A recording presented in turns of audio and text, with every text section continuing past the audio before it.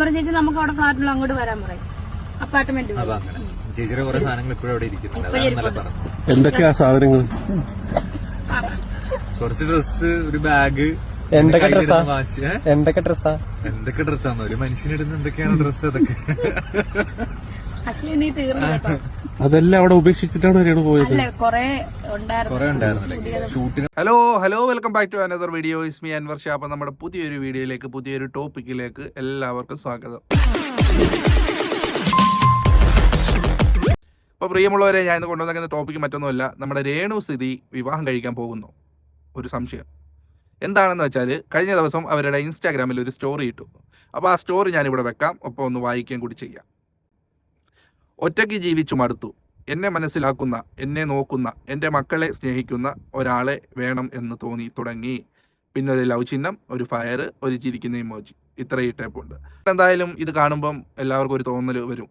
രേണു സുധി ഇടയ്ക്കിടയ്ക്ക് മീഡിയയ്ക്ക് ബൈറ്റ് കൊടുക്കുന്നുണ്ടല്ലോ, ഞാൻ ഒരു മുസ്ലിം ചെറുക്കനുമായിട്ടാണ് ഇഷ്ടത്തിൽ, ഒരു മുസ്ലിം അല്ലാത്ത ചെറുക്കനുമായിട്ടാണ് ഇഷ്ടത്തിൽ, ഞാൻ തട്ടം ഇട്ടുകൊണ്ട് വരും എന്നൊക്കെ പറഞ്ഞ് ഒരുപാട് വയസ്സുകൾ ഇങ്ങനെ കൊടുക്കുന്നുണ്ട്. അത് അവർ നെഗറ്റീവിലൂടെ പബ്ലിസിറ്റി ചെയ്യാൻ വേണ്ടി ചെയ്യുന്നൊരു കാര്യമാണ്. അത് വേറൊരു വശം.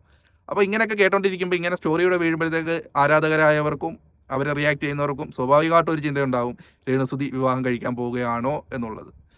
അതിനകത്ത് നമുക്ക് കുറ്റം പറയാൻ ഒക്കത്തില്ല. അവർ വിവാഹം കഴിക്കുകയോ അവർ ലിവിങ് ടുഗദറായിട്ട് താമസിക്കുകയോ ഒക്കെ ചെയ്യുന്നത് അവരിഷ്ടം.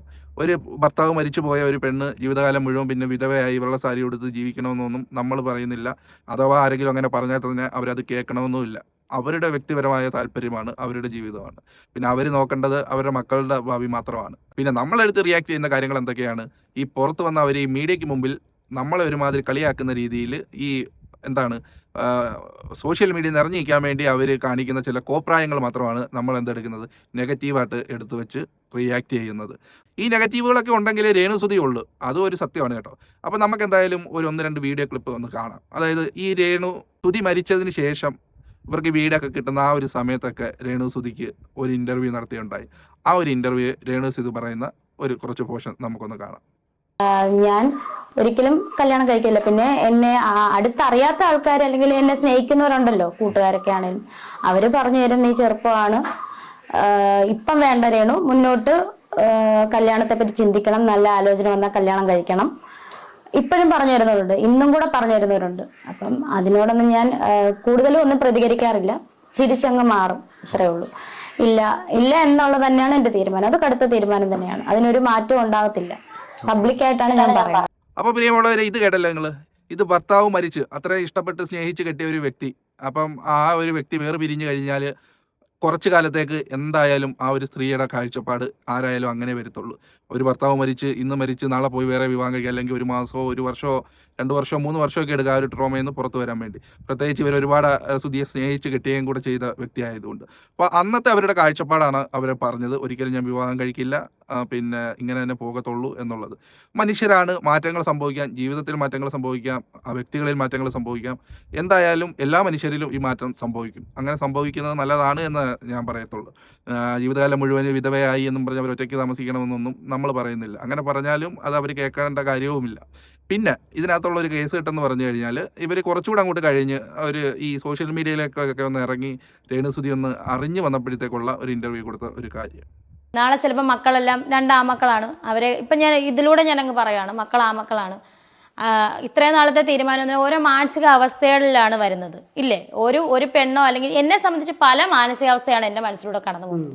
ഇനിയിപ്പോൾ നാളെ മക്കൾ പറയും അമ്മയ്ക്ക് കൂട്ട് വേണമെന്ന് പറഞ്ഞാൽ അവരും ഓക്കെ ആണെങ്കിൽ ഞാനും ഓക്കെയാണ്, എനിക്കതിനൊന്നും എതിർപ്പില്ല.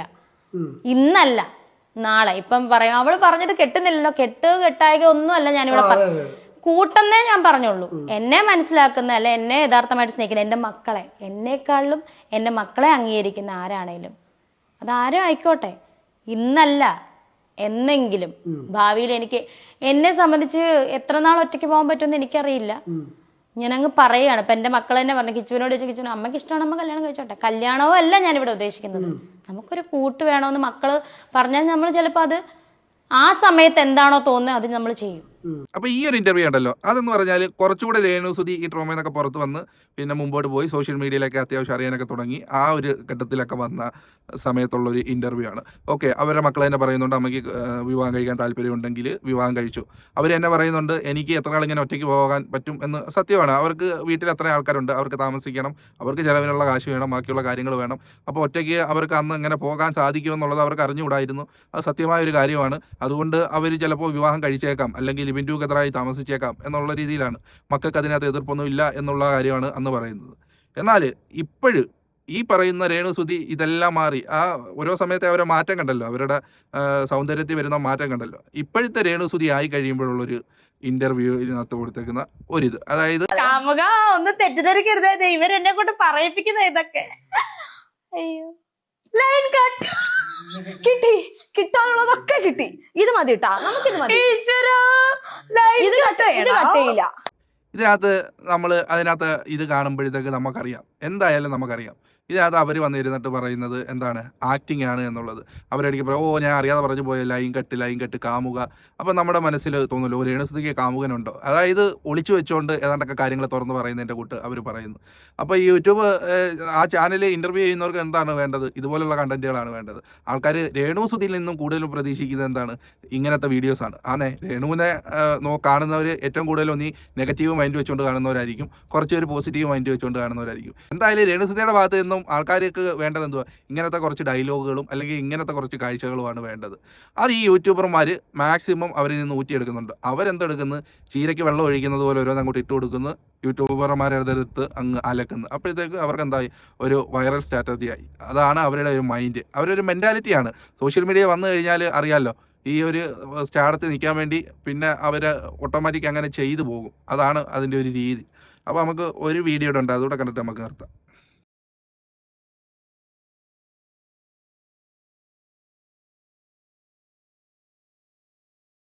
പറഞ്ഞ ചേച്ചി നമുക്ക് അവിടെ ഫ്ലാറ്റിൽ അങ്ങോട്ട് വരാൻ പറയും, അപ്പാർട്ട്മെന്റ്. അപ്പൊ അങ്ങനെ ചേച്ചിയുടെ കുറെ സാധനങ്ങൾ ഇപ്പോഴും അവിടെ ഇരിക്കുന്നുണ്ട്. അതാണ് ഇന്നലെ പറഞ്ഞത്. എന്തൊക്കെയാ സാധനങ്ങൾ? കുറച്ച് ഡ്രസ്സ്, ഒരു ബാഗ്, എന്തൊക്കെ ഡ്രസ്സാ? വാച്ച്. എന്തൊക്കെ ഡ്രസ്സാ? എന്തൊക്കെ ഡ്രസ്സാന്ന്, ഒരു മനുഷ്യനിടുന്ന എന്തൊക്കെയാണ് ഡ്രസ്സ് അതൊക്കെ. ആക്ച്വലി നീ തീർന്നു കേട്ടോ. അതെല്ലാം അവിടെ ഉപേക്ഷിച്ചിട്ടാണ് രേണു പോയത്. അല്ലെ കൊറേ കുറെ ഉണ്ടായിരുന്നു ലഗേജ്. ഷൂട്ടിന് വന്നപ്പോ കുറെ ലഗേജ് ആയിട്ട് വന്നത്. അപ്പൊ അതൊക്കെ അവിടെ ഇരിക്കുന്നുണ്ട്. പിന്നെ അടുത്ത ദിവസം വരുമ്പോൾ അത് കൊടുക്കാന്നാണ് ഞാൻ പറഞ്ഞത്. പകലൊക്കെ ഇന്റർവ്യൂവിനും കാര്യങ്ങളൊക്കെ ഷൂട്ടിനൊക്കെ പോകും. കാറിനുള്ളിൽ കയറി ഇരിക്കുവാണോ? കാറിനുള്ളിൽ കയറി ഇരിക്കാൻ രണ്ടുപേരുടെ ഭയങ്കര ചൂട് പുറത്ത്. എങ്ങനെയുണ്ടായിരുന്നു ഞങ്ങളുടെ ഷൂട്ട്? അടിപൊളി ഷൂട്ടായിരുന്നു. അടിപൊളിയായിരുന്നു. ക്ഷീണിച്ചോ? അങ്ങനെ ക്ഷീണിക്കുന്നവരല്ല ഞങ്ങൾ, അല്ലേ? തീയിൽ കുരുത്തത് എത്ര ഷൂട്ടുകൾ.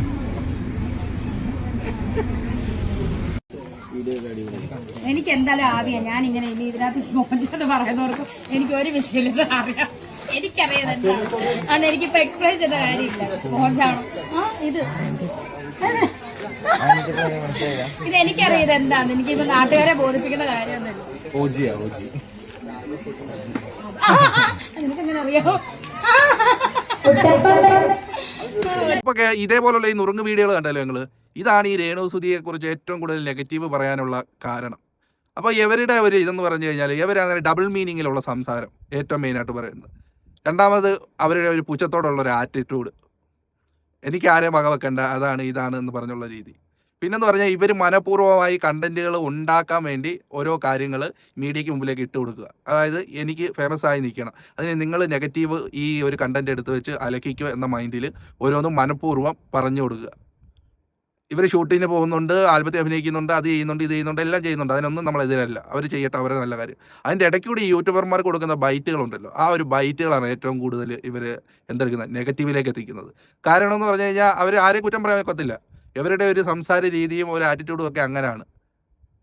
ഇവർ പലരുടെയും കൂടെ വന്നിട്ട് അതെൻ്റെ കാമുകനാണോ, അതെൻ്റെ കൂട്ടുകാരാണോ, ഞങ്ങൾ തമ്മിലുള്ള ബന്ധം ഇങ്ങനെയാണ്. എന്നിട്ട് ഒരു വീഡിയോക്കകത്തൊക്കെ ഞാൻ കണ്ട് ഞങ്ങൾ രണ്ടും ഒരു റൂമിലാണ് റൂമെടുത്ത് താമസിച്ച്, അതിനെന്താ കുഴപ്പം എന്നൊക്കെ പറയുന്ന വീഡിയോകൾ. ഇതൊക്കെ കേൾക്കുമ്പോൾ യൂട്യൂബർമാർ എന്തോ എടുക്കും, രേണുസുതി താമസിച്ചു ഇന്നാടെ കൂടെ എന്നും പറഞ്ഞൊക്കെ ക്യാപ്ഷൻ ഇട്ടുകൊണ്ട് എടുത്ത് അങ്ങോട്ട് അലക്കും. ഇവർക്ക് എന്തായാലും ഇപ്പോൾ ഒരു ആവറേജ് ഒരു ഗ്രാഫ് മേളിൽ ഇങ്ങനെ പോകുവാണല്ലോ. അപ്പോൾ അതിൽ നിന്ന് താപ്പോട്ട് പോകാൻ ഇവർക്ക് പറ്റത്തില്ല. പോയി കഴിഞ്ഞാൽ പിന്നെ രേണുസുതി ഇല്ല. അപ്പോൾ അതുകൊണ്ട് ആ ഒരു ഹൈപ്പ് എപ്പോഴും ഇങ്ങനെ മെയിൻറ്റെയിൻ ചെയ്ത് പോകണം. അതിന് ഇടയ്ക്കൂടെ ഈ കിട്ടുന്ന ഇവർ ഈ പറയുന്ന ഈ ഒരു ആൽബത്തെ അഭിനയിക്കുന്ന നാടകത്തെ അഭിനയിക്കുന്ന എന്നൊക്കെ പറയുന്നു, അതിനൊക്കെ അഭിനയിച്ചിട്ട് എത്ര പേര് ആൽബവും ഇതും കാര്യങ്ങളൊക്കെ കാണുന്നുണ്ട്? ആരും കാണുന്നില്ല. ഏറ്റവും കൂടുതൽ ജനങ്ങൾ കാണുന്നത് എന്തോ ഈ മീഡിയയ്ക്ക് കൊടുക്കുന്ന ഇതുപോലുള്ള ബൈറ്റ്സുകളാണ്, അല്ലെങ്കിൽ ഇൻ്റർവ്യൂകളാണ്. അപ്പം രേണുസുതിക്ക് അതുണ്ടെങ്കിലേ ഉള്ളൂ, ഈ ആൽബം ഇതൊന്നും കൊണ്ടൊന്നും പിടിച്ചിരിക്കാൻ പറ്റത്തില്ല. ഈ സോഷ്യൽ മീഡിയ കൊടുക്കുന്ന ഈ ബൈറ്റ്സുകളും അല്ലെങ്കിൽ സോഷ്യൽ മീഡിയ കൊടുക്കുന്ന ഈ ഒരു പിന്നെ ഇൻ്റർവ്യൂകൾ കൊണ്ട് മാത്രമൊക്കെ പിടിച്ചിരിക്കാൻ പറ്റത്തുള്ളൂ എന്ന് അവർക്ക് നന്നായി അറിയാം. അതിൻ്റെ സൈഡായിട്ട് വരുന്നതാണ് ഈ ആൽബവും ബാക്കിയുള്ള കാര്യങ്ങളൊക്കെ. ഇൻ്റർവ്യൂവും മറ്റ് ഈ പറയുന്ന ബൈറ്റ്സൊക്കെ കൊടുത്ത് ആൾക്കാർ കൂടുതൽ റിയാക്റ്റ് ഒക്കെ ചെയ്ത് ഇങ്ങനെ സോഷ്യൽ മീഡിയ വൈറലായി നിൽക്കുമ്പോൾ അവർക്ക് എന്ത് കിട്ടും? കൊളാബ് കിട്ടും, പിന്നെന്താ എടുക്കും? പ്രൊമോഷൻ വർക്ക് കിട്ടും, പിന്നെന്താ ഉദ്ഘാടനങ്ങൾ കിട്ടും. അത് രേണുസുതി സോഷ്യൽ മീഡിയയിൽ നിറഞ്ഞു നിന്നാൽ മാത്രമേ ഉള്ളൂ. അല്ലാതെ ആരും കാണാത്ത 1-2 പൊട്ട ആൽബത്തിൽ അഭിനയിച്ചുകൊണ്ട് ആര് മൈൻഡ് ചെയ്യാൻ? എത്രയോ ആൽബങ്ങൾ ഇറങ്ങുന്നു, എത്രയോ ഷോർട്ട് ഫിലിമുകൾ ഇറങ്ങുന്നു, ആരൊക്കെ അറിയുന്നു, ആരെ അറിയുന്നു? ഒന്നും അറിയുന്നില്ല. അപ്പം രേണുസുതിയോട് പറയാനുള്ളത്, നിങ്ങൾ വിവാഹം കഴിക്കുകയോ കഴിക്കാതിരിക്കുകയോ നിങ്ങളുടെ ഇഷ്ടം. നിങ്ങൾ ലിവിൻ ടു ഖത്തറായി കഴിയുകയോ കഴിയാതിരിക്കുകയോ നിങ്ങളുടെ ഇഷ്ടം. അതിനൊന്നും നമുക്കൊരു എതിർപ്പില്ല. ഈ മനുഷ്യരെ പൊട്ടരാക്കുന്ന രീതിയിൽ മീഡിയയ്ക്ക് മുമ്പിൽ വന്ന് നിന്നുകൊണ്ടുള്ള ഈ ആക്ടിങ് ഒഴിവാക്കുക എന്നുള്ളതാണ്. അപ്പോൾ ഇന്നത്തേക്ക് നമുക്ക് കണ്ടന്റ് തന്ന രേണുസുതിക്ക് ഒരു നന്ദി പറഞ്ഞുകൊണ്ട് നമ്മുടെ ഇന്നത്തെ വീഡിയോ അവസാനിപ്പിക്കുകയാണ്. അവസാനം വരെ കണ്ട എല്ലാവർക്കും നന്ദി. അപ്പോൾ നിങ്ങൾ മാക്സിമം നമ്മൾ സപ്പോർട്ട് തരാൻ വേണ്ടി ചാനൽ ഒന്ന് സബ്സ്ക്രൈബ് ചെയ്യുന്നവരും പരിഗണിക്കുക. അതോടൊപ്പം പഴയ വീഡിയോസൊക്കെ ചാനൽ കിടപ്പുണ്ട്, അതുകൂടി സമയമുള്ളവരൊന്ന് കയറി കാണുക. വേറൊരു ടോപ്പിക്കുമായി നമുക്ക് വീണ്ടും കാണാം. അതുവരയ്ക്കും എല്ലാവർക്കും ബൈ. താങ്ക്